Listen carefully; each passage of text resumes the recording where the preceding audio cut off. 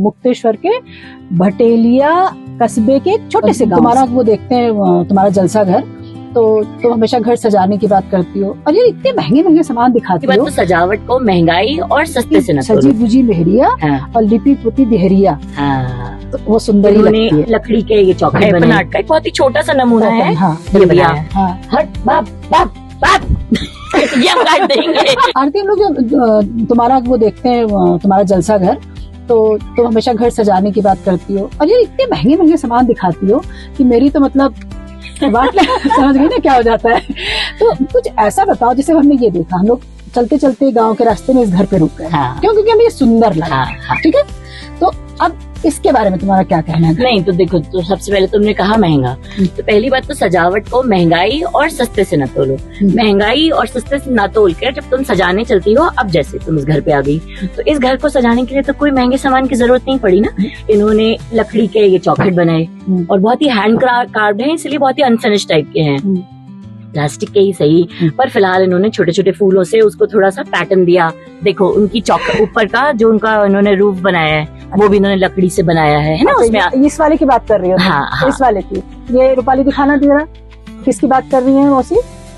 ये जो चौखट, ये जो रूफ बनाया है ना, रूफ बनाया इन्होंने। अब ये रूपाली यहाँ देखो, इनको ये एपन आर्ट दिखाओ। हम लोग बेसिकली उत्तराखंड में मुक्तेश्वर में हैं आराम से। तो अब ये एपन आर्ट से देखो, इन्होंने अपने जीने को पहले मिट्टी से लीपा है और फिर ये एपन आर्ट का एक बहुत ही छोटा सा नमूना है ये बनाया है। तो यहाँ तो कहीं पैसे की बात नहीं आती है, नहीं यहाँ कहीं महंगाई की बात आती है, मेहनत है थोड़ी सी। हाँ, इट्स जस्ट दैट कि आप को सुंदरता अगर अच्छी लगती है तो आप उसको किसी भी तरह से खूबसूरत बना सकते हैं। क्योंकि अच्छा एक कहावत है, पता है, तुम भी तो हमारी तरफ की हो, हमारी तरफ एक कहावत है कि सजी बुजी मेहरिया और लिपि पुती देहरिया, तो वो सुंदर ही लगती है। तो मुझे नहीं लगता कि ये जो सजावट है और ये जो मॉडर्न जो भी हमारे मतलब अब चाइना आ गया है तो उसने इतना ढेर सारा वो शैंडियर लाइट्स और ये सब ला दिया है, पर उससे पहले भी मतलब अगर हम केव के जमाने से बात करें तो केवमैन भी सजाते थे। अब ये देखो मुक्तेश्वर का छोटा सा गाँव, इसका नाम क्या बताया तुमने? भटेलिया। भटेलिया अभी छोटी सी जगह है, लेकिन यहाँ पर भी देखो लोगों ने कोशिश किया है सुंदर बनाने का। तो सुंदरता जो है पैसे रुपए से किसी चीज से भी तोली नहीं जा सकती।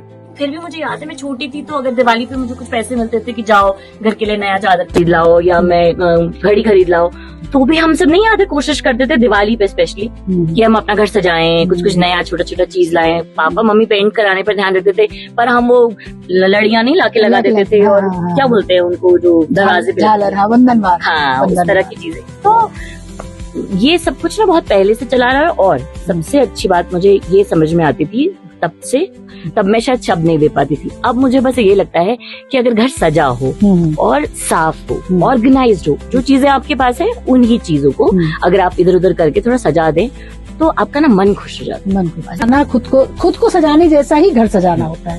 अगर आप सजे और घर सजाएं तो सब कुछ सुंदर सुंदर सा लगने लगता है। आज हम लोगों ने अपने दर्शकों से बात की मुक्तेश्वर के भटेलिया कस्बे के एक छोटे से गाँव से।